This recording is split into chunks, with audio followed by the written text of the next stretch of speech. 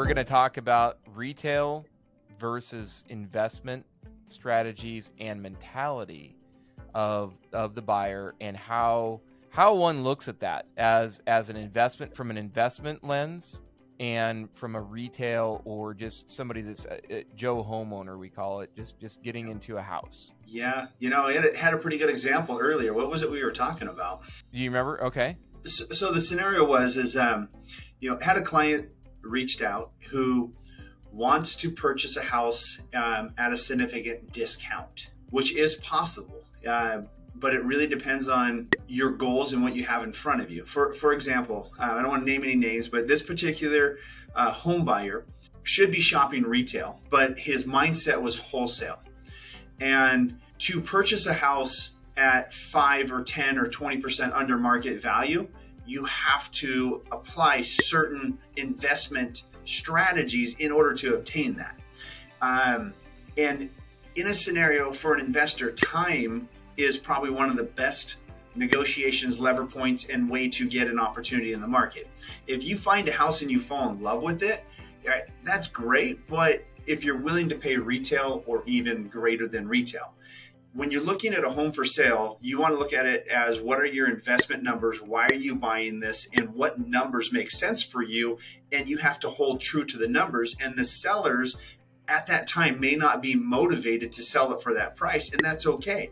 You need to go find 10 other properties and then look at it as an investment strategy. If you choose 10, run your numbers, put offers that make sense for your strategy. One of them is going to pan out in time. It might be 1 week, it might be 1 month, it might be 1 year, but if you're emotionally invested in one home and you want something to happen, you can't force that, right? I'm just say it, screw the deal up for yourself, because if you're, too eager, you put in too many offers, you call many times, right? The homeowner knows that you're extremely motivated. You're showing signs of eagerness. And if that's the case, that's fine, but pay retail, right? Or 5% off. But, to get a really good investment number that matches what you're looking for. If it's 10 or 20, whatever the number is. And sometimes the home seller is selling a home overpriced. This happens a lot. When you're selling a house, you can sell a house wholesale, retail, or even greater than market value.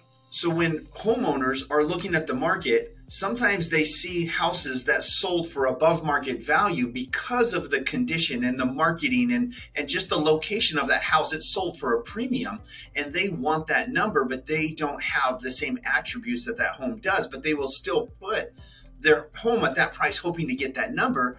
And the home may sit on the market for 2 weeks or 3 weeks or 3 months. And what happens in this scenario, home sellers go through a journey, and at some point they realize, wow, I'm not going to get that number. How long it takes for that reality to kick in or not, you don't know, and you can't force it, right? You just have to let it happen for them to go through their process, and they may decide not to sell the house, or they may decide to lower the price of the house.